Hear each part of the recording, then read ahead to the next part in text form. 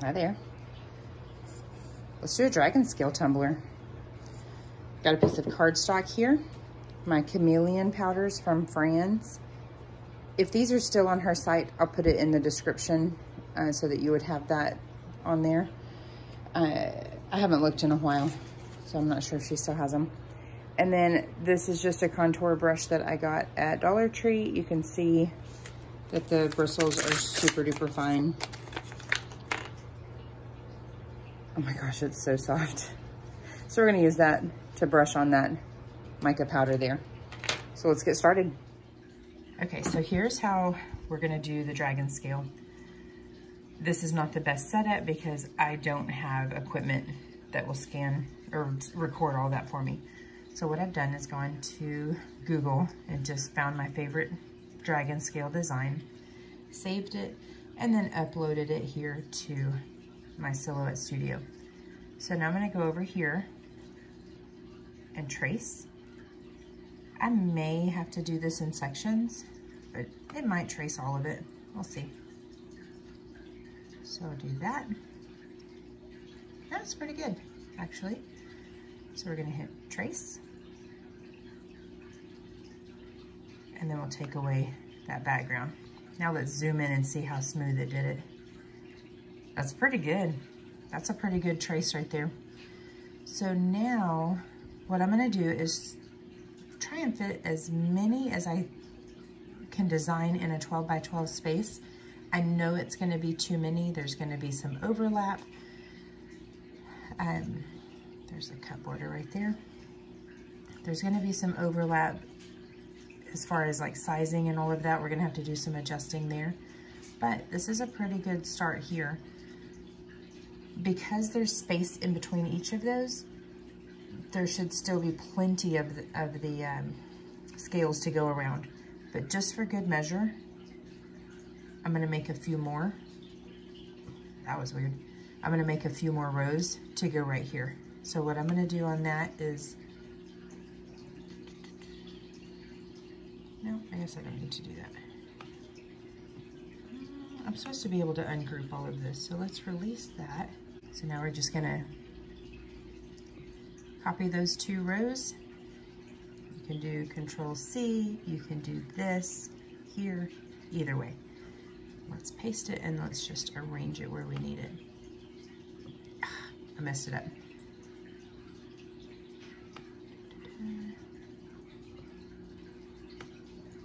Get those up there. This will make it easy for us to have enough there and not have to worry about running out. I'm gonna also put some on the bottom but shrunken, because I'm kind of thinking about doing a pin to match. We'll see. So just for giggles, let's go ahead and copy two of these rows here. Paste it. Ah! I'm not very good at this, y'all. Oh man. Okay, so there's our group there. And let's just shrink it down.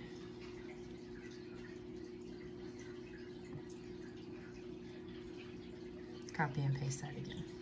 I'm not very good at the video tutorials when it comes to this right here. So I apologize in advance. Also, if you hear water running, I'm in the house and we have fish tanks. And that's what you're hearing.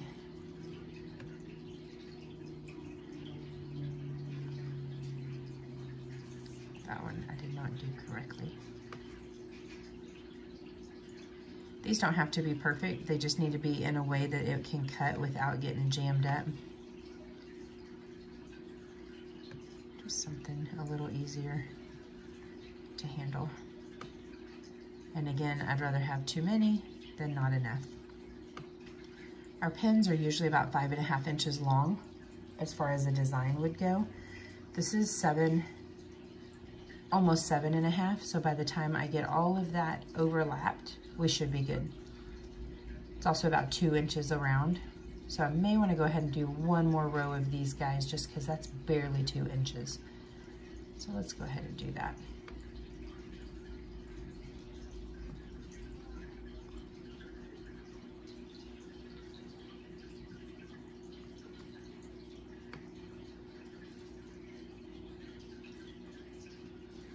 That just doesn't really want to copy and paste because I'm in the wrong spot, but that's okay. No big deal. What I'll do is, since we're cutting on a 12 by 12 piece of cardstock, I'm just going to squeeze as many in here as I can.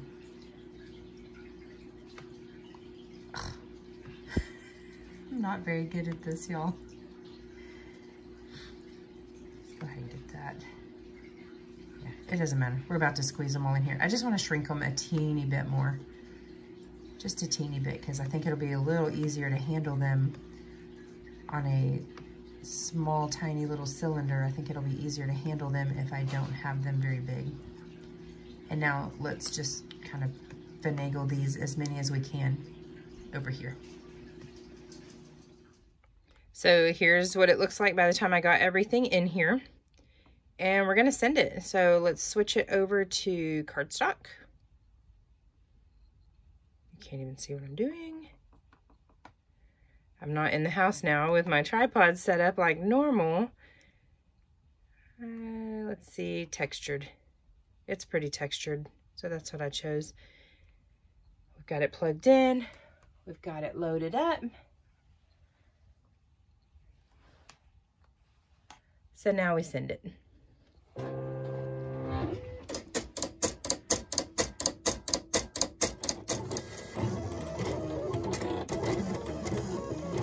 right, so I have everything cut out here.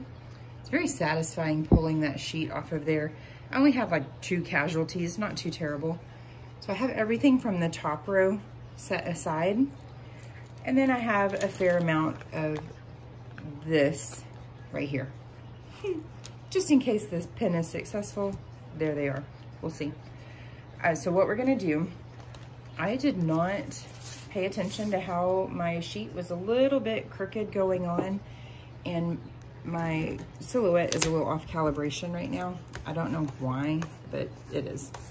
So my scales aren't cut evenly, unfortunately. So we're gonna take this and just draw a circumference line, or draw a line all the way around the circumference of the cup to help give me a guideline for my first row of placement. Everything else after that should just kind of overlap accordingly.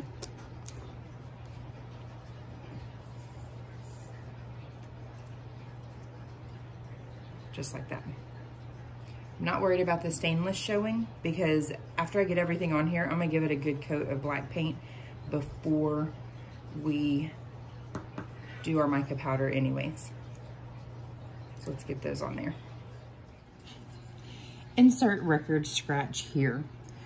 I'm doing this backwards, so luckily I can just not include the steps involved before this and start over. So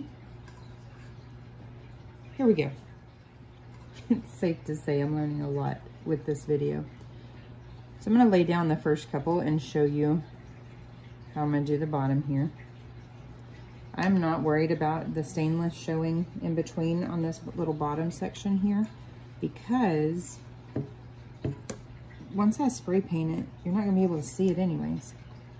I don't really want these lapping over, but I do want them kind of butted up as close to the edge as I can get them. And we're gonna do that all the way around. Okay, so I've got these rows done here. I'm somehow getting a little off kilter, shocker, because I'm always crooked. So I've got one placed here. I'm just gonna draw a line of reference. I found something that was the right height to give me just a base to hold this. So go around like that as I hit the tripod.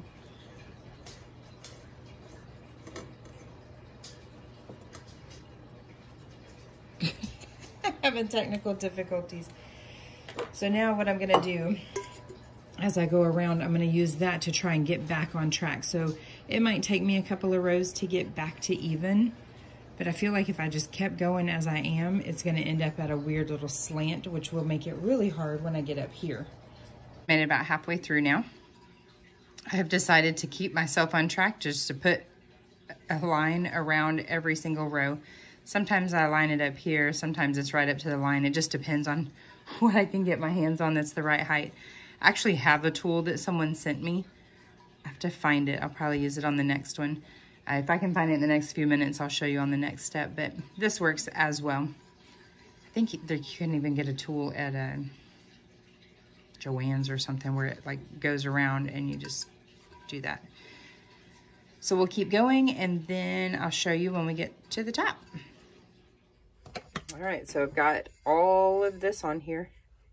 This is where I was tinkering, showing hubby what it's gonna eventually look like.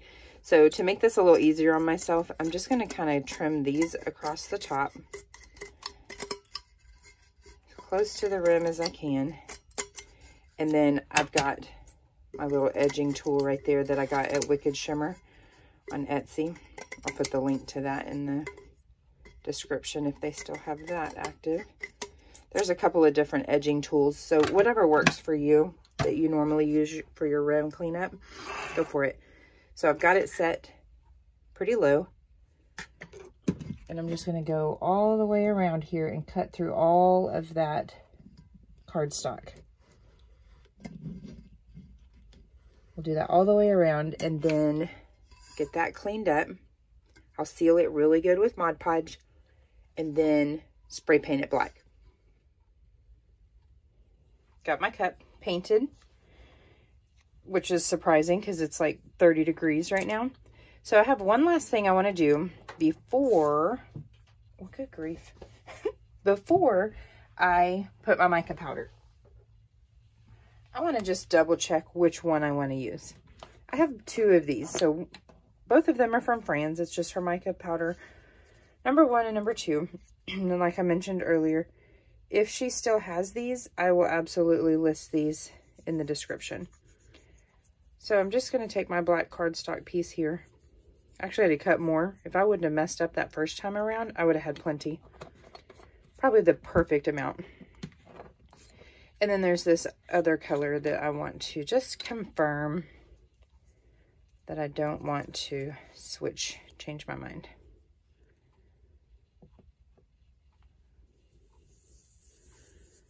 This one's more of a green, and the other one's more of a purple and blue. I think I'm going to go with the other one originally planned.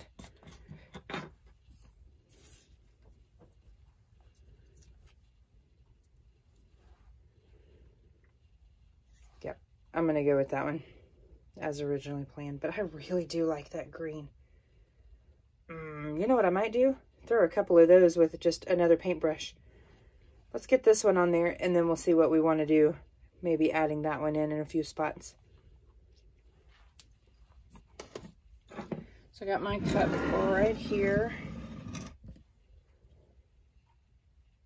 Got it matte painted. I really didn't think that was going to work out for me because it is so cold here right now. It's not perfect, but it's pretty good. I can see a few spots where my Mod Podge was a little lumpy, but it is not anything that I'm worried about. So I'm going to take this contour brush that I showed you before, just from Dollar Tree. $1.25 tree. And now I'm just going to rub that in all over, top, bottom, all around. Another thing I could have done, which I didn't think about it until afterwards, obviously I should have base painted my cup. That would have made one step a little easier as far as the stainless showing. But another thing I could have done was tinted my Mod Podge black. That might have been kind of helpful, but that's okay. We live and we learn, right? So I'm going to brush this all over. You can kind of see it there. We'll be back in just a minute. I'll show you what it looks like after. I don't know why I do certain things.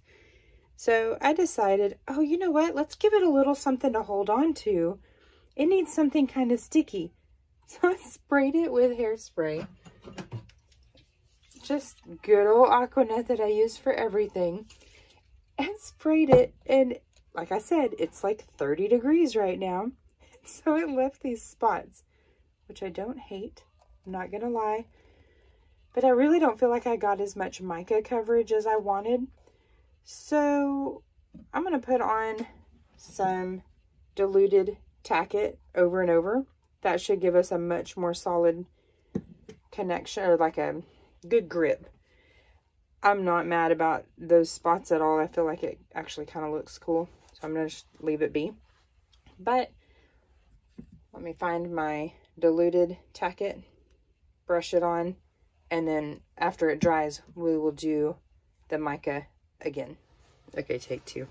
It's nice and tacky. I put my tack it on there last night, so this should be a much more noticeable mica powder application. That's a huge difference. Why am I so ditzy sometimes? Good grief. That's what I was supposed to do before, but I didn't. So now we're going to do all the way top to bottom, including the bottom. And then I'm going to clear coat it with my Rust-Oleum and then epoxy. And then we're done. I'm going to epoxy a couple of times, but really that's not necessary for the sake of this video. It's not helpful. Like, everybody knows what that looks like. So that's what we're going to do. And then I'll show you when I'm done with this. But I won't bother with the epoxy because it's really, like I said, not necessary. Here it is, all done. I snuck in a couple of green scales. They're not so obvious in real life. It looks very, very intense right now.